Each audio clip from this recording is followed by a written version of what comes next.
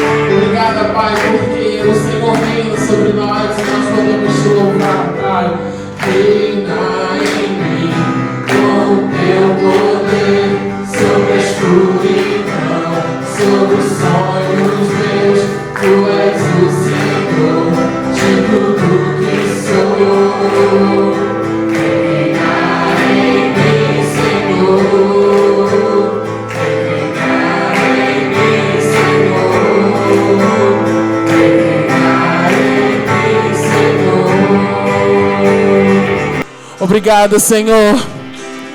Obrigada, Pai, por isso, porque nessa manhã nós podemos celebrar o Teu santo nome, Pai. E nós podemos pedir que o Senhor reine sobre nós, sobre as nossas vidas, sobre as nossas escolhas, Pai. Obrigada, Senhor, porque nessa manhã o Senhor mais uma vez tem falado aos nossos corações e se feito presente como sempre, Pai. Obrigada porque o Teu Espírito está em nós, porque o Senhor é Cristo em todos nós, Pai. Obrigada por isso, Pai, porque o Senhor é o nosso Salvador maravilhoso. É a Sua graça que nos alcança, que nos alcançou. E é por isso que nós estamos aqui, Pai. Salvador maravilhoso, Deus que tomou meu lugar. Oh,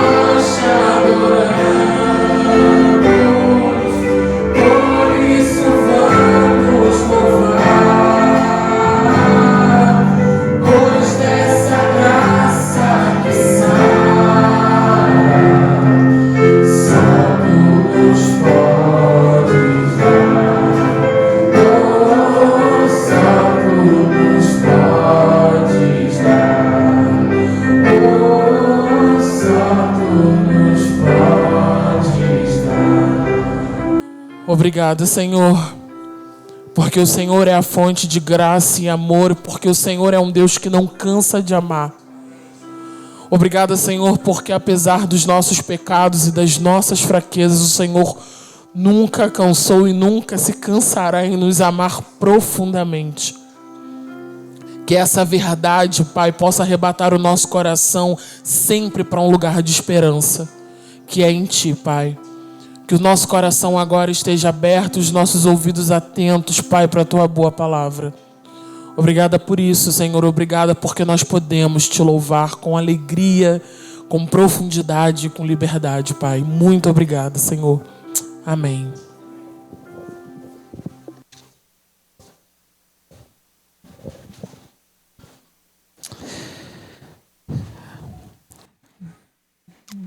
Irmãos, vamos abrir as nossas Bíblias na primeira carta do apóstolo Paulo aos Tessalonicenses, 1 Tessalonicenses, capítulo 3.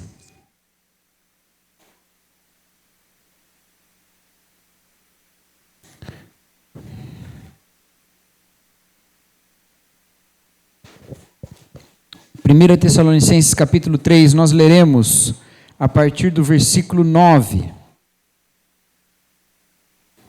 até o versículo 13. 1 Tessalonicenses de 9 a 13, vamos refletir brevemente nesse texto.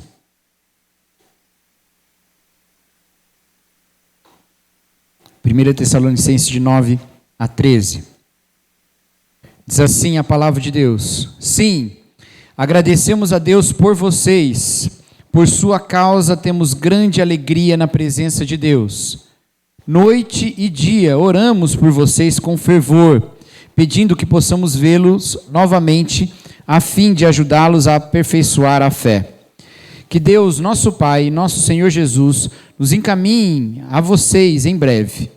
E que o Senhor faça crescer e transbordar o amor que vocês têm uns pelos outros e por todos, da mesma forma que nosso amor transborda por vocês. E como resultado, que Deus, nosso Pai, torne seu coração forte, irrepreensível e santo diante dele, para quando nosso Senhor Jesus voltar com todo o seu povo santo. Amém.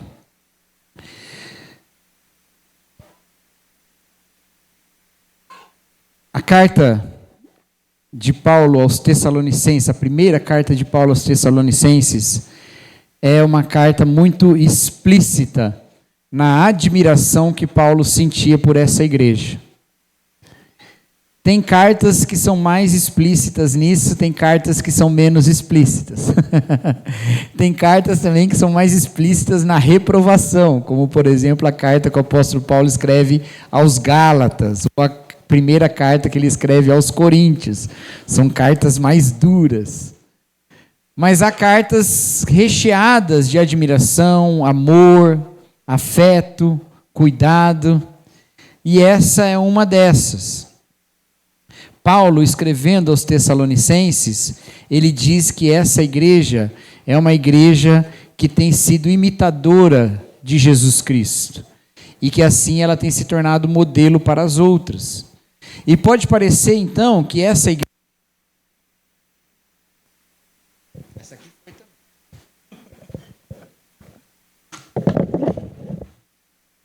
também. E pode parecer então que essa igreja é uma igreja perfeita, pronta, que ela está totalmente resolvida. Porque é muito difícil você pensar que há alguma coisa ainda a acrescentar a uma igreja que manteve-se fiel quando esteve em perseguição, e não só manteve-se fiel, mas não deixou-se entregar à dureza da revolta, mas crescia em amor.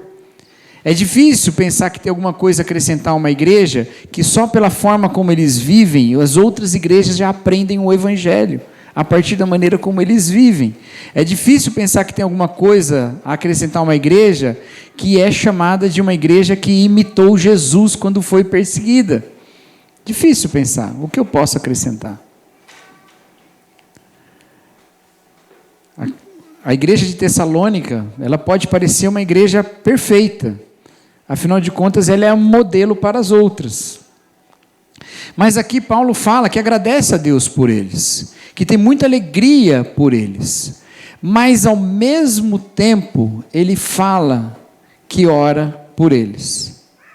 E ele ora por quê? Ele ora primeiro para que ele possa ser enviado até lá e vê-los novamente. Ele fala isso ali no versículo 10. E por que ele quer tanto estar com aquela igreja? Para ajudá-los a aperfeiçoar a fé, ou fortalecê-los na fé. Opa, então aqui a gente já tem uma questão. Essa igreja não é perfeita na fé. E claro que não, porque ninguém é perfeito na fé. E quando Paulo fala aperfeiçoá-los na fé, não é só que ele tenha uma fé, uma convicção mais intensa. Fé aqui é a fé que eles têm, no sentido... Sabe quando a gente fala assim, essa é a minha fé? É a doutrina, é o ensino. Que eles sejam aperfeiçoados no ensino, que eles sejam ensinados. Então há uma intenção de que eles sejam aperfeiçoados nesse ensino. E a gente lendo as duas cartas de Paulo aos Tessalonicenses, a gente vê pelo menos um aspecto de ensino que eles precisavam ser aperfeiçoados, que era o ensino sobre a esperança cristã, sobre as últimas coisas. Eles tinham algumas coisas a serem corrigidas nisso. Eles têm algumas outras questões práticas também a serem corrigidas, mas Paulo quer estar lá para aperfeiçoá-los na fé. E depois ele diz que ele também ora para que o Senhor faça crescer o amor. Não que eles não tenham amor, o amor que eles já têm uns pelos outros e por todos, que faça crescer o amor que ele tem por todos. Então tem mais uma coisa para melhorar aqui: crescer o amor, fortalecer a fé e crescer no amor. Eu já falei para os irmãos que eu fico imaginando como era a igreja de Tessalônica, né? Eu acho que ela era incrível, assim. Mas é muito bom saber que essa igreja tão admirável, ela não era perfeita. Porque nenhuma igreja é perfeita. E às vezes a gente fala isso, nenhuma igreja é perfeita e tal, meio que é para a gente continuar acolhendo as nossas imperfeições e fazendo coisa errada, né? Mas não é essa a intenção aqui. A intenção é entender que no momento em que nós identificamos um grupo como perfeito, não tem mais nada a ser feito ali. E a igreja lida com uma coisa que é muito importante, muito séria e muito perigosa, que é o pecado. Então, na própria natureza da igreja, já está indicado que ela vai lidar com imperfeição, porque ela vai lidar com pecado, que ela vai lidar com problema, porque ela vai lidar com pecadores. A ilusão da perfeição de uma igreja, ela só existe se essa igreja não estiver cumprindo a missão dela. Se ela estiver cumprindo, ela será imperfeita, ela terá problemas. E ela está ali para lidar com esses problemas. Paulo fala então que ora por essa igreja. E isso que é muito importante, porque se nós concordarmos, e concordamos que não há igreja perfeita, e não há, e concordamos que igrejas precisam ser fortalecidas e aperfeiçoadas, nós precisamos concordar que igrejas carecem de oração. Oração. Paulo não poderia estar com eles, mas orava por eles. Orava primeiro agradecendo, e isso é uma coisa muito importante, meus irmãos. Nós precisamos tomar a igreja de Cristo como um presente de Cristo. A gente precisa tomar a igreja de Cristo como uma graça concedida. A gente precisa tomar ela dessa maneira. Porque de fato ela é. A igreja só existe por obra de Cristo. Então a igreja que a gente tem é Cristo que deu. Claro que Cristo daria uma igreja muito mais perfeita, mas para isso ele teria que contar com pessoas completamente diferentes, porque a gente não dá para fazer nada perfeito não, teria que contar com gente sem pecado. Mas ele entrega, com essa matéria-prima que ele tem, que somos nós, essa obra que ele fez, a igreja. Entrega a Deus, sim, com certeza. Porque a palavra de Deus fala que é semelhante a um marido com a sua esposa, lá em Efésios capítulo 5, ele leva a Deus pura, né, a igreja pura, inculpável, irrepreensível, sem mácula. Mas Ele também dá a nós. Por isso que Paulo agradece pela igreja. E aí a gente não pode confundir as coisas. Ter gratidão pela igreja não é nunca ter orgulho da igreja. Não é ter orgulho da igreja. A gente não deve ter orgulho da igreja. A gente deve ter gratidão a Deus pela igreja. Porque é melhor andar acompanhado do que andar sozinho. Ah, mas a minha igreja tem muitas coisas para melhorar. Amém, mas a que você tem é Deus que deu. Eu não estou colocando aqui nenhuma das questões legítimas para alguém mudar de igreja. Há questões legítimas e tantas, eu não quero nem colocar isso. Eu só estou dizendo que da igreja que o Senhor deu, nenhuma será perfeita e toda ela é motivo de gratidão. É motivo de gratidão. Só deixa de ser motivo de gratidão quando essa igreja deixa de ser uma igreja. E há momentos que ela deixa de ser igreja. E mesmo grato por uma igreja, você pode até ir para outra igreja, não tem problema também. Mas continua sendo uma graça que Deus te deu. Continua sendo uma graça que Deus te deu. Continua sendo um lugar em que Deus te abençoou. Eu gosto de fazer essa dinâmica, que eu não vou fazer aqui porque eu já fiz, então não vai faltar o elemento surpresa, né? Mas eu falo assim, olha só, você veio aqui buscando uma bênção, olha para o seu lado. Tem bênção. Tem bênção. Porque a igreja é bênção para a igreja. Às vezes a gente vai para a igreja buscando uma bênção e a bênção que Deus dá é a igreja que Ele dá como bênção. Então agradecer pela igreja é uma coisa boa, é uma coisa importante. Para a gente não se enganar, ter orgulho e tendo orgulho então nunca criticar. Pelo contrário, é por reconhecer que ela é a obra de Deus e entender todos os potenciais maravilhosos que ela tem e aí fazer então os pedidos. E quais pedidos são esses? Pedidos de aperfeiçoamento. Que Deus fortaleça a fé e que Deus aumente o amor. Entendeu? Se a gente não tem gratidão, a gente pode ter o orgulho. Se tem orgulho, a gente não acha que precisa melhorar nada, está ótimo. Mas se a gente não tem gratidão e também não tem orgulho, graças a Deus que não tem orgulho pelo menos, a gente pode ter um tipo de oração que é uma oração só de juízo e a gente nunca olha a nossa parte também. Então nós devemos ser muito sinceros com a igreja de Cristo.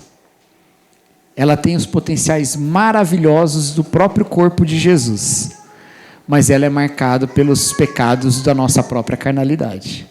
E por isso a gente vai a Deus com um sentimento importantíssimo, o de profunda dependência. Dependência. Eu preciso de Deus. Nós precisamos de Deus. A igreja sem Deus não subsiste, não sobrevive. A figura que a Bíblia nos traz lá em João, de igrejas que, lá em Apocalipse de João, de igrejas que deixam de ser igreja e tem seu castiçal tomado, elas deixam de ser igreja. Aquela figura revela a necessidade que nós temos de Deus chancelando a igreja como igreja dele, porque é Ele que faz isso. É Deus que sustenta a sua igreja, é Deus que fortalece a sua igreja, e nós dependemos profundamente de Deus. Por isso, meus queridos, nós precisamos orar como reconhecimento da dependência que nós temos de Deus. Como eu falei aqui domingo passado, e repito, há uma promessa muito grande de Deus na igreja. Há uma expectativa enorme do que Deus está prometendo nas igrejas. Ele promete um tipo de existência comunitária que é impossível em outros lugares. Ele promete um tipo de fraternidade que deve ser ainda mais profunda em certos aspectos do que a própria fraternidade familiar. Há uma promessa de uma justiça estabelecida em bases completamente diferentes, que Jesus fala de uma justiça que vai além da justiça dos fariseus. Há uma promessa de bondade desinteressada. São promessas na igreja que vão muito além do que você pode esperar de qualquer outro círculo social. Mas a dificuldade de alcançarmos isso deve nos levar aos nossos joelhos. Nós devemos ir ao Senhor e falar: Senhor, esse tipo de visão de igreja, que é o que o Senhor tem, A igreja de Jesus é uma coisa que nós nunca vamos alcançar pelos nossos próprios braços, pela nossa própria vontade. Nós nunca vamos chegar lá com as nossas próprias pernas. Nós precisamos do Senhor trazendo essa realidade a nós. Nós precisamos do Senhor manifestando esse amor que cresce uns pelos outros e por toda a gente. Um dos grandes problemas que acontecem numa igreja que se desenvolve é que num determinado momento ela para de se encantar com Jesus e passa a se encantar com a própria igreja. E aí ela vira um fim em si mesmo e ela começa a se alimentar em aspectos que nada tem a ver com a fidelidade a Jesus Cristo. Tem a ver com como ela corresponde à expectativa das pessoas de encontrar na igreja aquilo que elas procuram em tantas outras igrejas. E aí a gente já viu as características de uma igreja exemplar, de uma igreja modelo, elas não são as características que a gente encontra hoje em dia como igrejas bem-sucedidas. Seja um templo muito grande, é muito bom ter um templo muito grande cheio de gente, é ótimo, isso não está errado. Mas alguns vão dizer que isso é o sucesso, não é. Seja uma presença relevante em redes sociais, isso aí eu nem estou muito convencido de que é bom, não. Eu estou um pouco em dúvida ainda, mas talvez seja. É bom sim, né, Gilberto? É bom, né? É bom. Mas não nos termos que às vezes as coisas estão sendo propagadas. Seja uma influência político-cultural. Há cidades que têm igrejas tão relevantes do ponto de vista da administração pública, que chega a ficar até meio estranho, porque não é um tipo de relevância para o bem, é uma relevância meio autocentrada. Claro que faz coisas boas, não? Com certeza faz coisas boas. Gere obras sociais, amém, glória a Deus por isso. Mas às vezes essas oportunidades vão ficando autocentradas. E aí quando você olha aqui, essa igreja de Tessalônica não tinha nada disso. O que eles tinham? Obras de fé, um amor frutífero, e uma esperança firme no Senhor. Fé, amor e esperança. E é por isso que a gente ora. A gente ora para que a igreja de Cristo seja cheia das virtudes de Cristo. Da fé aperfeiçoada, do amor por toda a gente e uma esperança que não se enfraquece. Se for assim, o resto a gente está buscando. Esse é o objetivo, esse é o alvo, esse é o modelo, é para lá que a gente anda, é assim que a gente olha. É esse tipo de desenvolvimento de caráter que Deus quer desenvolver nesse tipo de sociedade. Porque a igreja é uma sociedade dentro de uma sociedade maior, que age por regras e valores e cultura diferente. É isso que o Senhor está criando, entendeu? Por isso, meus irmãos, nós precisamos muito orar. E não oramos com desespero. Não é assim, Senhor, meu Deus, minha igreja está se perdendo. Eu acho que ninguém está sentindo isso aqui não, tá? Mas se tiver, não tem problema também. Senhor, meu Deus, olha o mundo como está, daqui a pouco não vai sobrar crente. Pode ser esse o seu desespero, pela igreja num sentido maior, não no sentido local. Pode ser. Mas a gente não ora com desespero, a gente ora ávido por ser aquilo que Deus nos chama para ser. É uma empolgação para chegar lá, ainda que a gente não vá chegar lá plenamente nessa vida, mas a gente se empolga com todas aquelas coisas que Deus manifesta através da sua igreja. A gente olha para essas realidades e fala, Senhor, eu quero isso. E aí a gente ora diante de Deus, a gente vai diante do Senhor de joelho e fala, Senhor, eu quero tanto que a minha vida no meio do seu povo seja uma vida que corresponda ao caráter de Jesus. E eu quero tanto que a sua igreja seja dessa maneira. Porque o que é que pode acontecer se um grupo de pessoas no meio de uma sociedade sem rumo observa um caminho e trilha um caminho na direção de Jesus Cristo? O que pode acontecer com o resto da sociedade toda? Nós vamos orar com essa empolgação de Paulo, que parte da gratidão, que parte da admiração pela igreja de Cristo, Não a admiração por essa igreja de Cristo, a admiração pela igreja que Cristo revela na sua palavra, que é a admiração por Cristo mesmo vivendo na sua igreja. A gente vai ao Senhor com esse tipo de sede, a sede de que o Senhor manifeste entre nós todas as virtudes dele. Essa oração é a oração que nós vemos na Escritura toda. É a oração que nós vemos no Antigo Testamento, falando da nação de Israel, apontando para um tipo de sociedade, como fala lá em Deuteronômio, que ao seguir a lei de Deus, seria admirado pelos outros povos. Ou como o salmista fala, que os outros povos olhariam e diriam, grandes coisas fez o Senhor por eles. É uma oração que pede ao Senhor que nós sejamos como uma cidade sobre um monte, não para que nós sejamos admirados, mas para que os homens, vendo as suas obras, glorifiquem ao Pai que está no céu. Esse clamor a Deus para sermos formados segundo o caráter de Jesus. Nós precisamos orar, meus irmãos. Nós precisamos orar.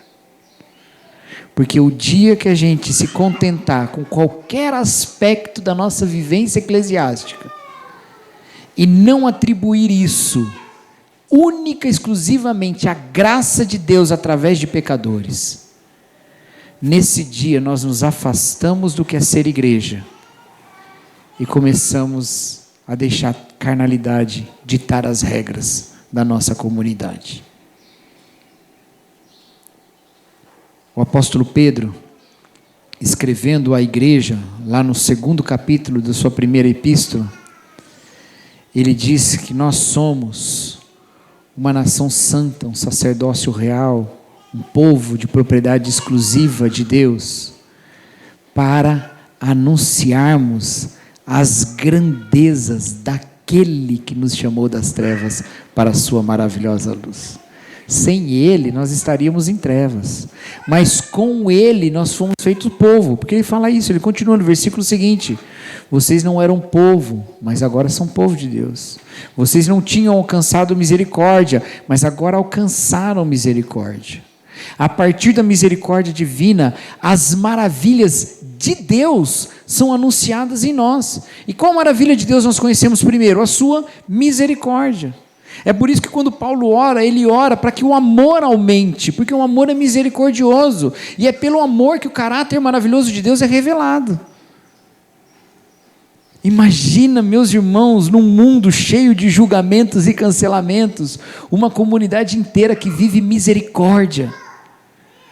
Num mundo de individualismos, uma comunidade inteira que considera o outro superior a si mesmo, porque assim foi com Jesus Cristo, e nós temos a mesma atitude de Jesus.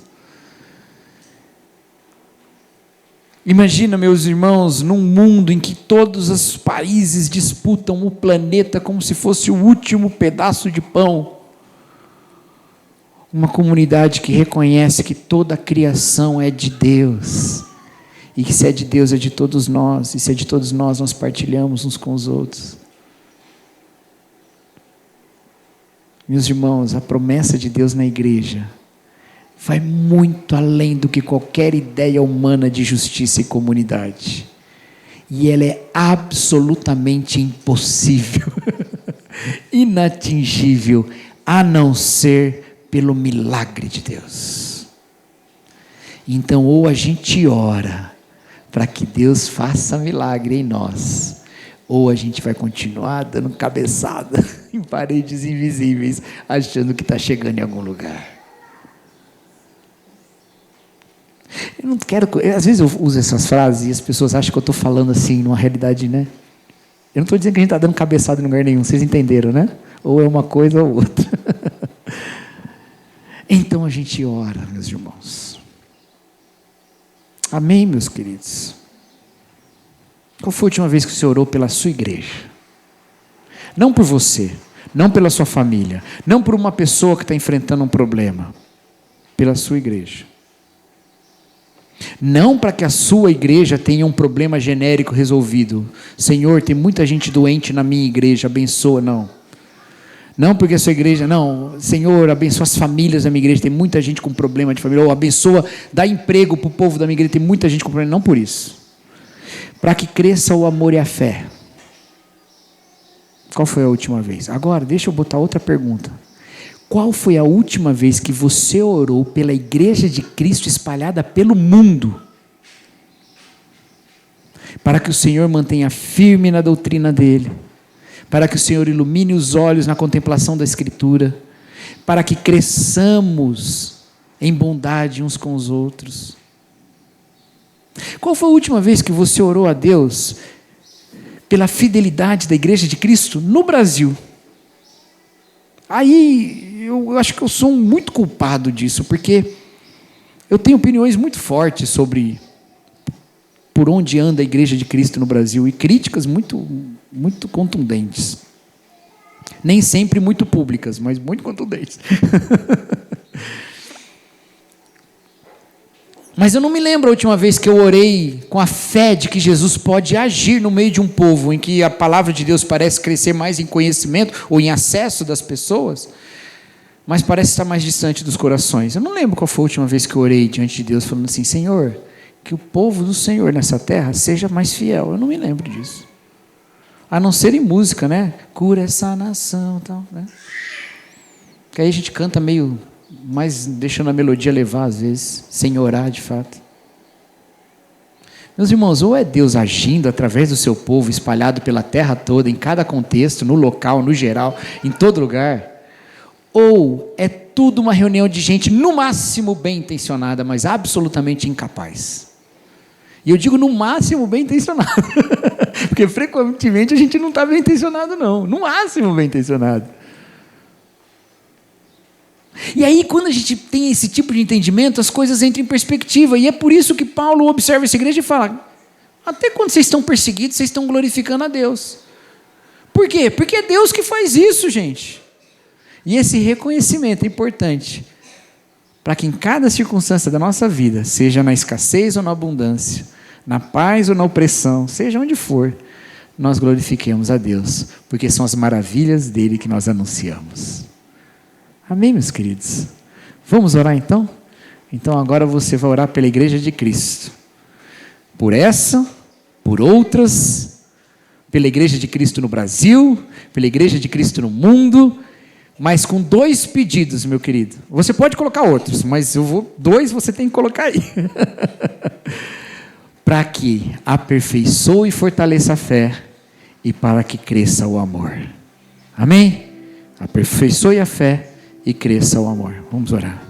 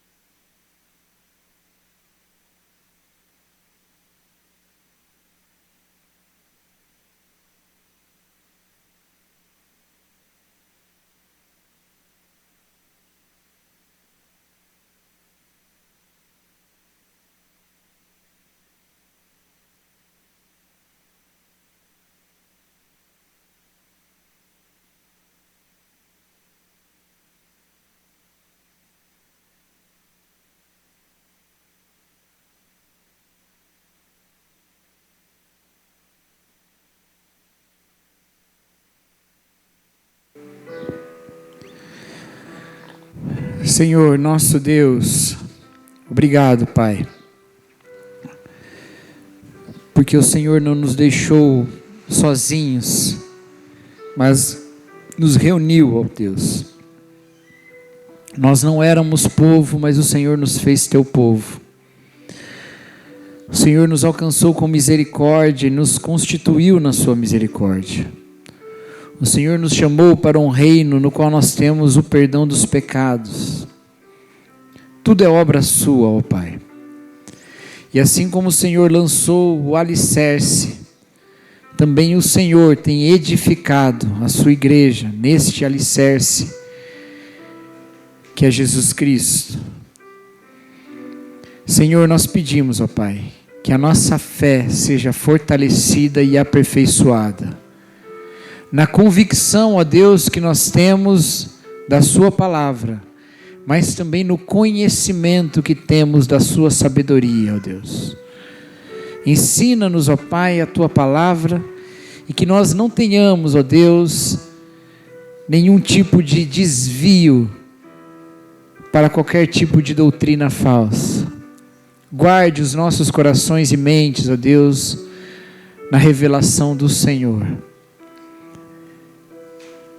E que não seja apenas um conhecimento inerte, mas seja uma fé profunda, da qual nascem, ó Deus, frutos para a sua glória. Nós também te pedimos, ó Deus, que o amor do Senhor entre nós e na direção de todas as pessoas seja aumentado. Nos ensina a amar mais, ó Deus, porque ainda estamos tão distantes de amar como fomos amados. Ensina-nos, ó Deus, a sermos radicais no amor. Ensina-nos, ó Deus, a amar segundo o amor de Jesus. Ensina-nos a amar como o Senhor nos ama. Obrigado, Pai, porque o Senhor escolheu agir através de pecadores como nós. E através de nós, ó Deus, que a sua graça brilhe no mundo, exaltando as maravilhas do Senhor. Essa é a nossa oração em nome de Jesus Cristo. Amém. Que Deus abençoe, irmãos.